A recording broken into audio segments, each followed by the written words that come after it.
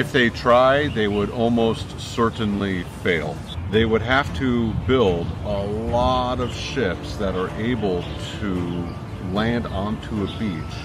As long as Taiwan is able to defend its ports and its harbors and the few beaches, Taiwan has a very, very, very powerful air defense system. Hello， 各位朋友们，欢迎来到我的频道。这次的影片呢，有一个非常特别的贵宾，他是来自美国的军人哦。Topher, hello. Hello. Welcome. Thank you so much. Very good to see you. Great to see you. Today's topic, as you know, we are going to talk about China and Taiwan and about the invasion. Yeah. The first question is, do you think China will invade Taiwan? No, I would say that it's actually, if they try, they would almost certainly fail in the attempt. I mean, I live in Taiwan, so yeah. But you don't feel any stress or any danger? Oh, I would say that there's an element of danger. There's a little bit of danger. I mean, China can definitely be aggressive towards Taiwan. There's other things they can do besides invade. Blockade, I don't think that's a good idea. Cyber attacks. They always do that. They always do. So that's more likely. Cyber attacks, targeted, scams against them. You have CCP centers with people who are trained to scam Taiwanese out of their money. Like something like that could very well be real. I think these other sort of tactics, we call these gray zone tactics, where it's not really like a war. It's not really like a war. No one's shooting anybody, but it will still disrupt trade, disrupt economy, things like that. Propaganda is a big like threat. Cultural invasion. Yes, cultural invasion. That's like they're buying some people from here, maybe like use some spies, those kind of things maybe. Corruption, I think, is a serious threat, especially with certain parts of Taiwan. So yeah, it's absolutely a danger. It's absolutely a threat. Will an invasion happen? I don't think so. If they try, will they succeed? Absolutely not. What if they think that, okay, they want to invade Taiwan? So what is the scenario? What happens at the time? Okay. Well, in order to invade Taiwan, obviously Taiwan's an island. Yes. Right? So they would have to choose the best time to cross the Taiwan Strait, where the waves aren't too rocky and there's not a lot of typhoons. Okay. There's not too many times in the year where that can happen. Mostly May would probably be the best month for that, May, June. So they have a limited time frame. They would have to build a lot of ships that are able to land onto a beach and then pull back out and get more troops and then land back onto the beach. Like Normandy, kind of. Kind of like that, exactly like that. The same. Actually. Yeah, these are called landing craft. Now, Taiwan doesn't have enough beaches that can support that type of landing craft. Because no sand, right? No sand beaches. Yeah, there's so many beaches where most of Taiwan's coast is just rocks, and that you can't invade that. And there are many beaches where they can land a craft, but if you get off the boat, immediately there's a mountain side. So you can pass. Especially if they're on amphibious tanks. I see. So they have tanks that can actually swim in the ocean for a little bit. Now, China has built these giant ferries that are designed to carry lots of people and lots of cars. That's what they do now. These are called ro-ro ferries. R-O-R-O. Roll on, roll off. You drive up, you park your car, and they're shipping lots and lots of cars using these ferries. Now, they've designed some of these ferries to open their doors. Let the soldiers out? Well, they can open them at sea. Okay. Right, and the idea is that they can let the soldiers out in these amphibious tanks while they're still at sea.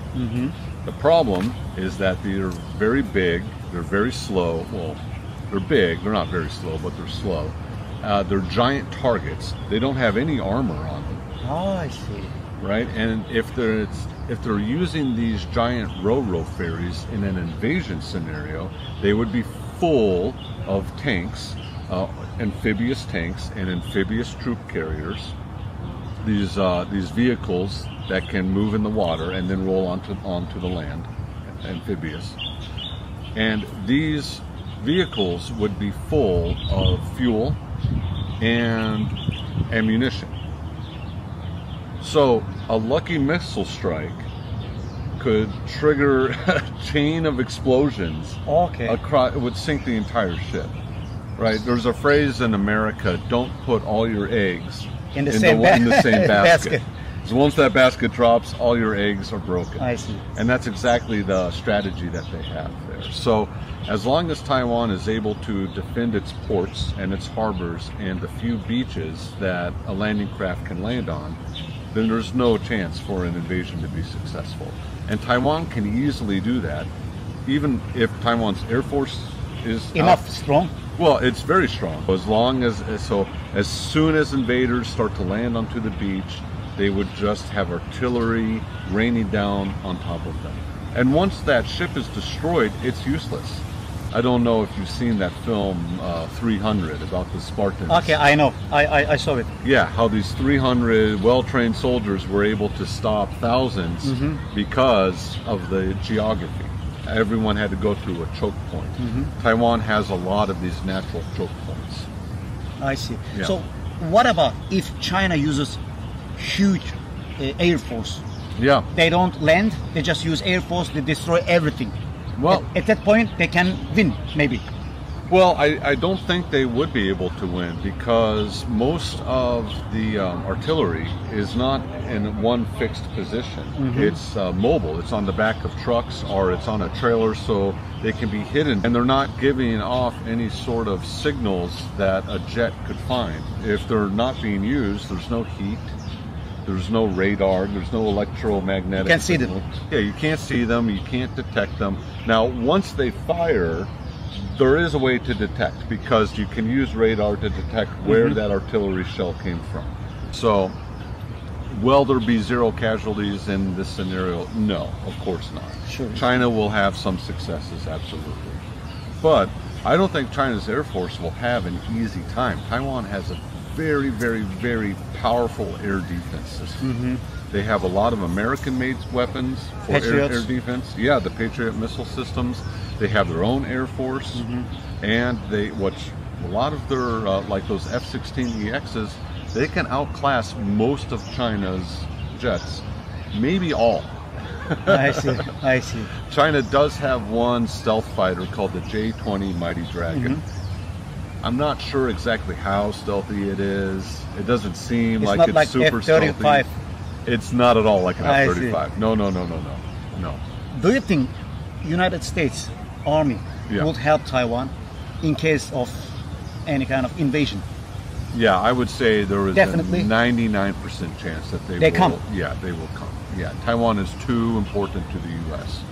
What is the importance of Taiwan for United States? Well, Taiwan's location, being the heart of Asia, it is right next to where a whole lot of the world's trade goes through, the Strait of Taiwan. So if there's a war and the killing field is the Strait of Taiwan, that will disrupt world trade. It'll disrupt trade with Korea, Japan. South Korea, Japan, even China, Taiwan, the Philippines. It would disrupt the world economy so much. It would make the COVID-19 pandemic look like a fun time. It would just, supply lines would be destroyed. Look, everything. Yeah, and the U.S. is absolutely not interested in that. Additionally, Taiwan is a big customer of the U.S. Yeah. And vice versa. They have to buy. Yeah. They have to buy weapons. Yeah, not only weapons, but the U.S. sells Taiwan a lot of things. Yeah, a lot of agricultural products, a lot of food. It's over $8 billion a year, U.S. dollars. It's big money. It's big money. And Taiwan, with its semiconductor industry, Taiwan is able to manufacture things that only a couple of countries can do, down to like the very precise, tiny nanomillimeter. Okay, I know. Yeah, and this stuff is very important for jets and space programs and all sorts of stuff like that. So Taiwan makes so many things that is very important to American technology. So Taiwan is a crucial part of the American supply chain. China's economy is the largest export-centric economy in the world. They depend on exports. China didn't get rich selling stuff to India or Russia or North Korea or Iran. China got rich selling things to the EU and to the USA. So the wealth that China's seen over the past 20 years is because they were business friendly with the West. And the West will absolutely put sanctions. Yeah. And it will kill China's economy. It would almost certainly have at least a famine in China. Yeah. And also Japan would interfere. South Korea also can come. I'm not sure how much South Korea will intervene in a military sense, but I'm sure that they will do spies, espionage, cyber warfare. I would bet my money that Japan would be a military ally, as well as the Philippines and Australia, and maybe even India. Helps Taiwan. Well, I think India would take advantage of the situation. It could happen. Because their border with China is not a friendly border. You may even see Vietnam start to take advantage of the situation. Malaysia. Yeah, there's a lot of people that are upset with China and the way that China's been doing business since Xi Jinping came into power. I mean, even people within China. I see. Yeah. Thank you very much, Topher. It's really very detailed information. I really loved it because I always want to interview. I want to give more information through your experience. Thank you very much.